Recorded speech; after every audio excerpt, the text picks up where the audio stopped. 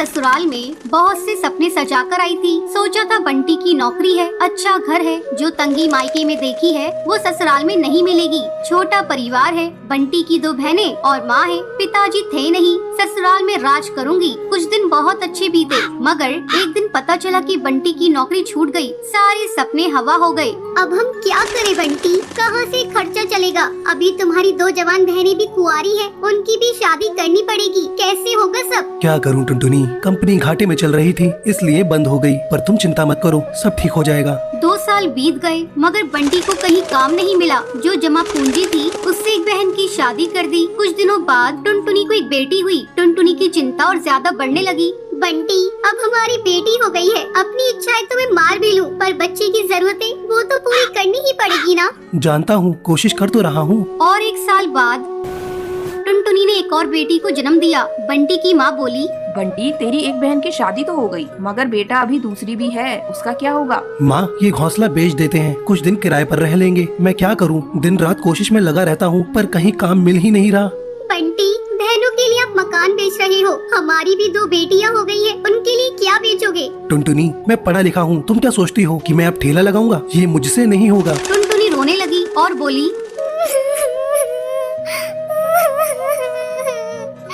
तो क्या मैं अपने बच्चों के लिए 10 रुपए की अनाज के लिए भी तरसती रहूं? दोनों बच्चियां दाने के लिए रोती रहती हैं। क्या पानी से उनका पेट भरती रहूं? जब तक कोई नौकरी नहीं मिलती तब तक तो कुछ कर ही सकते हो, या मुझे ही काम करना पड़ेगा? नहीं, हमारे घर की बहू बेटी बाहर काम नहीं करती। टुनटुनी बहुत दुखी रहने लगी। कुछ समय बाद घर बेचकर दूसरी बहन की शादी भी हो गई। अब तो रोज ही बंटी और टुनटुनी के बीच में लड़ाई रहने लगी। एक दिन बेरोजगारी से तंग आकर बंटी ने आत्महत्या कर ली। टुनटुनी के सारे सपने टूट गए।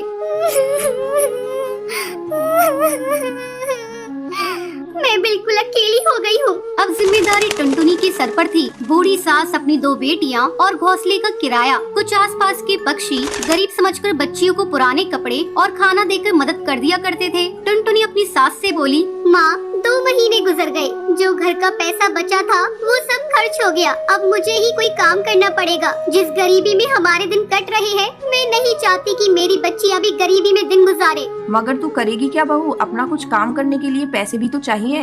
कोई बात नहीं माँ, कोई तो मदद कर ही देगा। टुनटुनी ने सब रिश्तेदारों से मदद मांगी, पर किसी ने कोई मदद नहीं की। सब ये सोचते थे कि ये इतनी गरीब है, कहाँ से चुकाएगी। मायके से भी किसी तरह की कोई मदद नहीं मिली। टुनटुनी निराश हो गई और दुखी होकर रोने लगी। मैं अपने बच्चों को भूखा नहीं मरने दूंगी, कुछ ना कुछ करूंगी, पर इतने पैसों में क्या काम करूं? एक दिन उसे उसके ही जंगल का एक चिड़प गोलू मिला। वो टुनटुनी की शादी से पहले टुनटुनी को बहुत पसंद करता था, लेकिन उससे कभी कुछ कह नहीं पाया था। अरे टुनटुनी, कैसी हो तुम? और यहाँ कैसे? और ये क्या हाल बना रखा है तुमने अपना? गोलू, मैं ठीक हूँ, यहाँ पास में ही मैं किराए पर रहती हूँ। मगर पति तो नौकरी करते थे, फिर किराए पर कैसे? मेरे पति नहीं है, नौकरी छूट गई, घर बिक गया, बहुत गरीबी में दिन गुजार रही हूँ, कोई काम भी नहीं कर पा रही हूँ। मेरे पास केवल 1000 रुपए है, उसमें मुझे घर का खर्चा भी चलाना है और किराया भी देना है। मेरी सास बुजुर्ग है और मेरी 2 बेटियाँ भी है, कोई सहारा नहीं है, सबने साथ छोड़ दिया। कैसे कर पाऊंगी इतने कम पैसों में कोई काम? इतनी चिंता मत करो टुनटुनी, तुम चलो मेरे साथ। गोलू उसे चूड़ियों की थोक रेट वाली दुकान पर ले गया। ये मेरी ही दुकान है टुनटुनी, फ्री में देकर तुम्हारे आत्मसम्मान को ठेस नहीं पहुंचाना चाहता, इसलिए ये 1000 रुपए की चूड़ियाँ दे रहा हूँ। बाजार में इनकी कीमत बहुत ज्यादा है, पर मैं तुम्हें ये आधे रेट में दे रहा हूँ, लेकिन तुम इन्हें 20 रुपए दर्जन बेचना। ये बहुत सुंदर चूड़ियाँ हैं, पहले कम बेचना और जैसे ही मुनाफा दिखाई दे 30 रुपए दर्जन बेचना। टुनटुनी बहुत खुश हुई। उसकी सारी परेशानी का हल जो उसे मिल गया था, वो चूड़ियाँ बेचने लगी। चूड़ी ले लो, चूड़ी रंग बिरंगी चूड़ी ले लो, सुहागों वाली चूड़ी ले लो।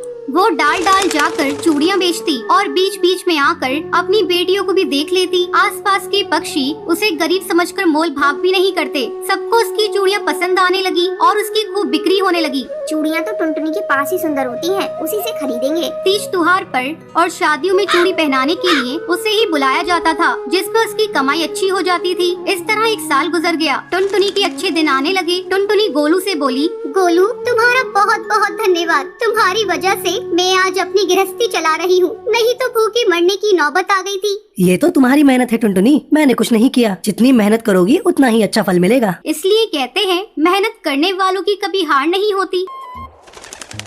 बंटी कबूतर की बीवी टुनटुनी की हाइट काफी छोटी थी। वो इतनी नाटी थी, जंगल के पक्षी उसका कई बार मजाक बनाते थे। टुनटुनी, तेरे लिए तो मुझे किचन में टेबल रखना पड़ेगा।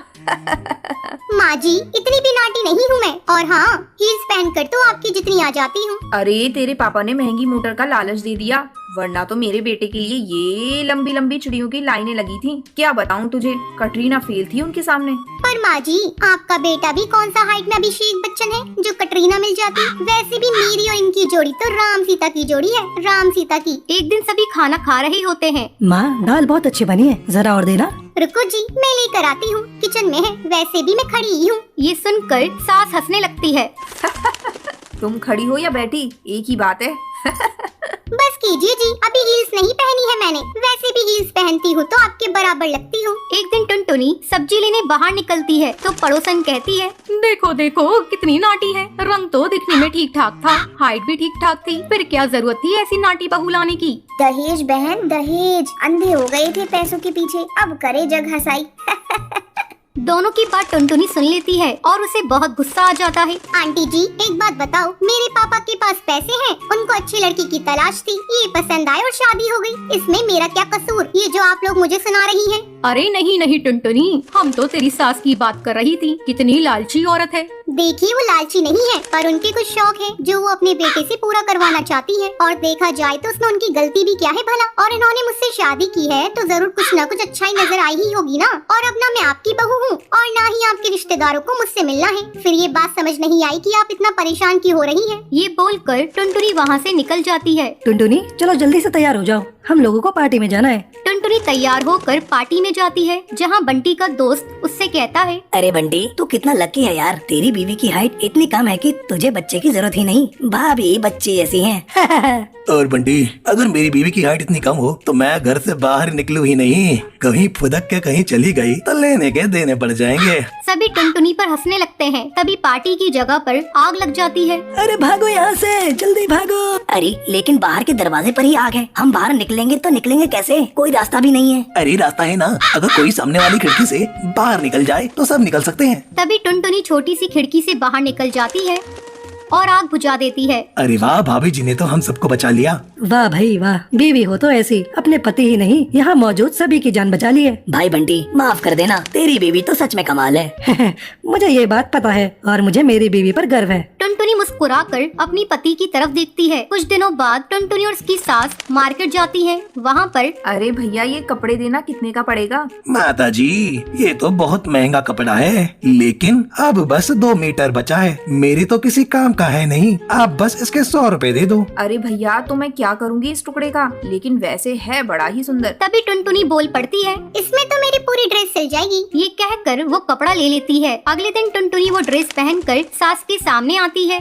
अरे वाह टुनटुनी, ये ड्रेस तो काफी सुंदर लग रही है, बड़ी महंगी होगी ना? अरे कपड़ा तो मैंने ही पसंद किया था, बस पूरा नहीं था तो इसने ले लिया। सिर्फ 200 रुपए की ड्रेस है ये पूरी। देखो माँ जी, नाटी होने के भी कम फायदे नहीं है। जैसे तैसे दिन कट रहे थे। सास और पड़ोसियों का मजाक बनाने का सिलसिला चल ही रहा था। एक दिन मोहल्ले से बहुत जोर जोर से आवाज आती है, हाय रे मैं मर गई। अरे क्या हुआ?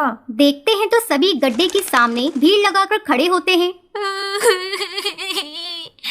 मेरा बेटा इस गड्ढे में गिर गया।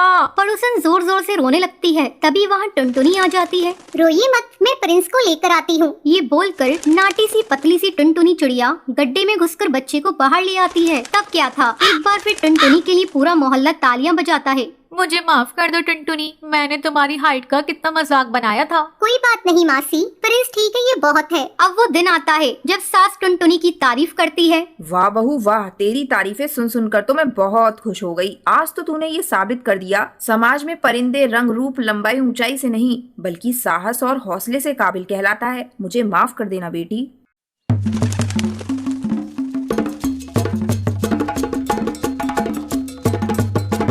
बहुत समय पहले की बात है। चंपकवन जंगल में भूरी नाम की चिड़िया रहा करती थी। उसके माँ बाप उससे बहुत नफरत किया करते थे क्योंकि वो काली थी। एक सुबह, भूरी तू मेरे सामने सुबह सुबह मत आया कर, बिल्कुल चुड़ैल लगती है, कम वक्त पूरा दिन मेरा खराब कर देती है। माँ, मुझे जोरों की भूख लगी है, इसलिए मैं किचन में आई हूँ। चल भाग यहाँ से अपने घोंसले में। जिस खाने पर तेरी नजर जाएगी वो सब राख हो जाएगा। जब सभी लोग खा लेंगे तब मैं तुझे बुला लूंगी। माँ तो मुझे इतना डांटती रहती हो और पिंकी को तो बहुत प्यार करती हो। खबरदार, जो तूने पिंकी से अपनी बराबरी की तो उसका रंग देख गुलाब जैसा गुलाबी है और तू तो बिल्कुल कोयले जैसी काली है। तुझे देखते ही मुझे उल्टियाँ आने लगती हैं। अपनी माँ की कड़वी बातें सुनकर भूरी रोती रोती अपने घोंसले में चली जाती है। जब सभी परिवार के पक्षी खाना खा लेते हैं तब उसकी माँ उसे बुलाती है। अरे करमजली, आकर खा ले और इसके बाद सारे बर्तन धो देना। ठीक है माँ। जब भूरी खाना खाने आती है, ये क्या माँ, ये तो सूखी रोटी है, इसके साथ तो सब्जी भी नहीं है। यही बचा है खाने को, तुझे खाना है तो खा, नहीं तो भूखी मर। इसी तरह भूरी सूखी रोटी खाती है।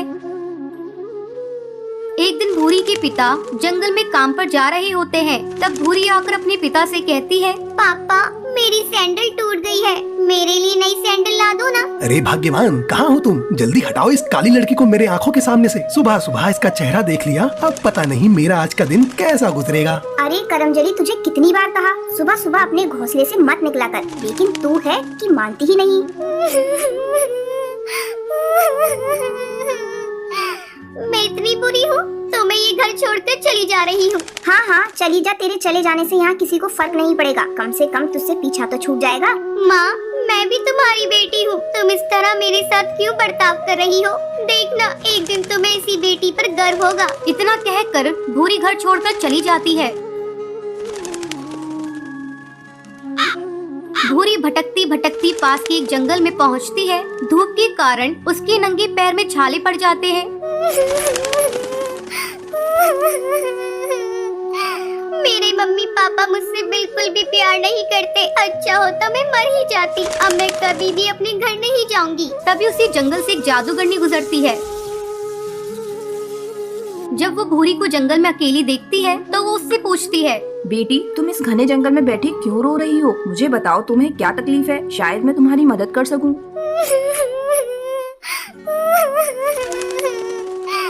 जादूगरनी, ये देखो मेरे पैरों में छाले पड़ गए हैं। मेरे मम्मी पापा मुझसे बिल्कुल भी प्यार नहीं करते, इसलिए मैं अपना घर छोड़कर यहाँ आई हूँ। ये सब मेरे काले रंग से नफरत करते हैं। बेटी, तुम चिंता मत करो, मैं तुम्हें एक जादुई सैंडल देती हूँ, जिसे पहनते ही तुम बहुत ही खूबसूरत हो जाओगी। फिर वो जादूगरनी भूरी को एक सैंडल देती है। बेटी, ये सैंडल इसे पहन लो और अपने घर वापस चली जाओ। जैसे ही भूरी सैंडल को पहनती है वो खूबसूरत हो जाती है। फिर वो अपने घर आती है। घर आने के बाद, अरे तुम कौन हो, किससे मिलना है तुम्हें? माँ, तुमने मुझे पहचाना नहीं? मैं भूरी हूँ। तू झूठ बोल रही है, तू तो भूरी हो ही नहीं सकती। भूरी तो बहुत काली है। माँ, ये देखो मेरी जादुई सैंडल मुझे एक जादूगरनी ने दी है। इसे पहनकर मैं सुंदर हो गई। फिर भूरी खुशी खुशी रहने लगती है।